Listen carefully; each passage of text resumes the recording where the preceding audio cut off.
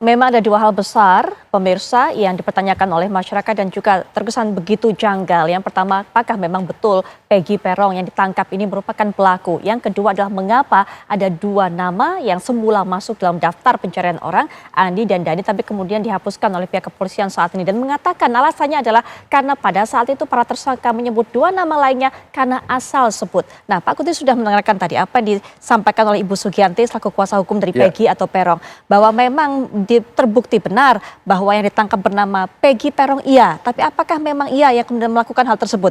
Itu menjadi masalah yang lain. Sebelumnya saya ingin menyampaikan ya, beberapa waktu yang lalu di TV One juga saya bilang bahwa dalam kasus ini sekarang pihak kepolisian itu akan hati-hati karena ini sudah menjadi sorotan publik gitu ya. Pasti ini polisi akan sesuai dengan prosedur. Tapi kan tetap juga ada hal-hal yang dipertanyakan termasuk ya betul nggak bahwa si Peggy itu secara substansial, secara material dia lakukan seperti itu. Oh memang si Peggy dengan KTP-nya itu dengan itu ya dia orangnya gitu. Tapi apakah dia betul melakukan atau ikut atau dia sebagai otak itu kan masih perlu inilah gitu.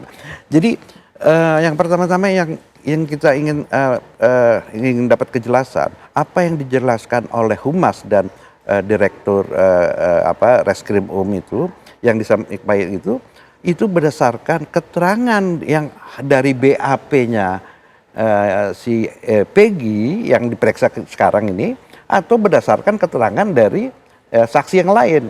Ya kan kita tahu bahwa ini ada diambil berita acara lanjutan atau tambahan karena dalam perkara yang ini mereka kan sudah selesai ini. Nah, dan kita juga mesti hati-hati karena saksi-saksi ini dia adalah pelaku ya. Tadi udah disebutkan oleh Bu Sri ini dia adalah saksi mahkota. Kalau saksi mahkota itu kita harus hati-hati.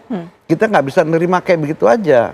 Ya kan? Itu kan mereka bisa saling melindungi atau dia bisa juga melepaskan tanggung jawab gitu loh. Kecuali ada bukti lain. Nah, alat bukti yang lain yang kuat ini kan mestinya adalah bukti ilmiah, scientific evidence. Nah, sayangnya kan dulu ya setelah diketemukan otopsi kan mestinya ya kan ada tindakan pemeriksaan laboratorium lain.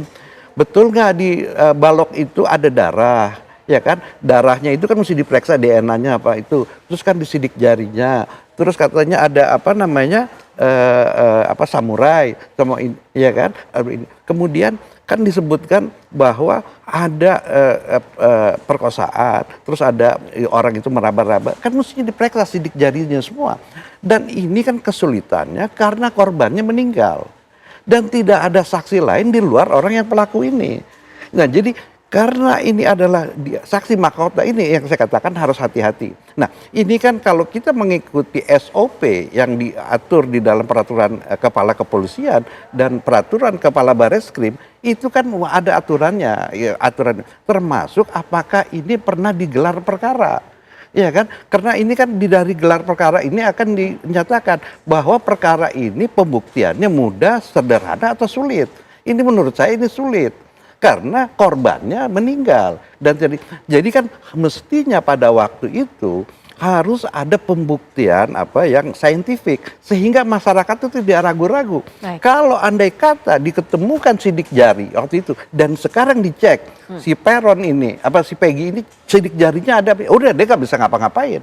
Begitu juga andai kata di dalam pemeriksaan kemarin Peggy itu menyampaikan apa yang sama yang disebutkan Humas, dia nggak bisa ngomong apa-apa lagi karena dia udah didampingi oleh oleh pengacara. Nah, jadi kita akan nanya langsung kepada Ibu Sugianti, apakah yang dijelaskan Humas Polda itu sama dengan keterangan ini? Mungkin bisa dia. Baik Pak Kudri, singkat saja mungkin Ibu ini terakhir juga. Ibu, silakan dijawab apa yang menjadi pertanyaan dari Pak Kudri tadi. Apakah yang disampaikan oleh Humas Polda Jabar tersebut dalam rilis sama seperti keterangan yang disampaikan oleh Peggy dalam pembuatan BAP, Ibu? Tentunya tidak.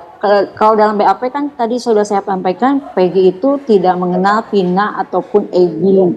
Seperti itu. Peggy juga bukan anggota geng motor.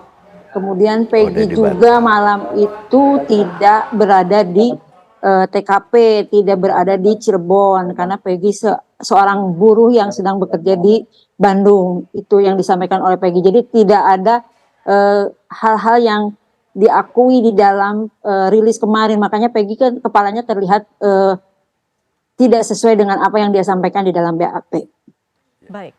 Ya itu nanti di pengadilan, nanti Oke, hakim akan baik. menilai mana yang akan rilis. Satu lagi, kalau dibolehkan, saya ingin dalam kesempatan ini saya menanyakan kepada penasihat hukumnya korban. Baik, penasihat hukum korban Ya, sebenarnya ya. sudah meninggalkan Oke, diskusi kita, jadi- perbincangan kita. Karena kita mau memastikan apa keterangannya beliau itu tadi betul bahwa di dalam putusan pengadilan menyebutkan keterangan saksi-saksi yang dua ini, ya, yang kalau misalnya disebutkan itu polisi nggak bisa bisa kalau ternyata faktualnya memang beda, ini yang saya katakan bisa jadi putusan yang 8 orang ini menjadi batal karena Baik. dia tidak sesuai Baik. dengan apa keterangan yang sebenarnya Baik. yang sekarang yang terakhir yang diperoleh. Oke, baik. Nah, terakhir juga silakan Ibu Sri untuk bisa memberikan kalimat penutup termasuk juga tuntutan dari pihak keluarga korban, kemudian juga Peggy juga termasuk masyarakat adanya transparansi dari pihak kepolisian mengenai hal ini. Silakan Bu Sri.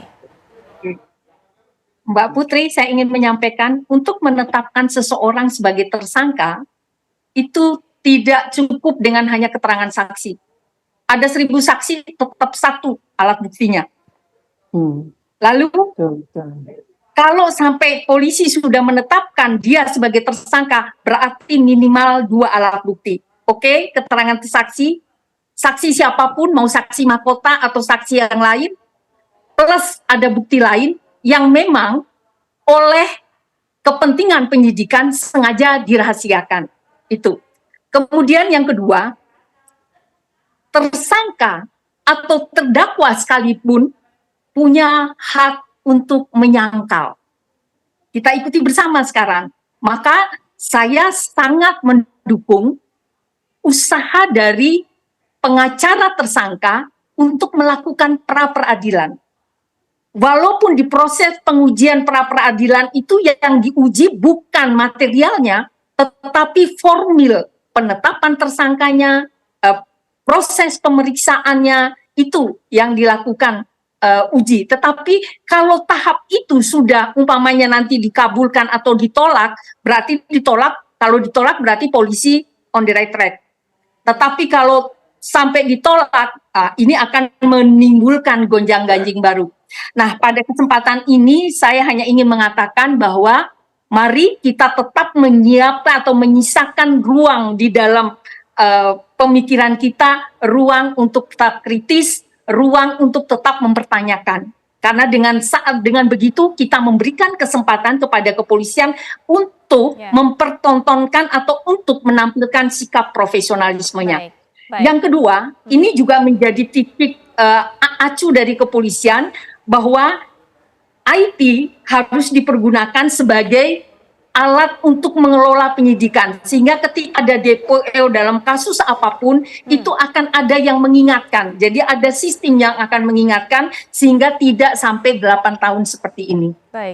Baik, Ibu Sri terima kasih sudah meluangkan waktunya untuk memberikan pandangan. Ibu Sugianti juga terima kasih, kita tunggu langkah pra-peradilannya. Pak Guti terima kasih juga sudah memberikan pernyataan mengenai kasus ini.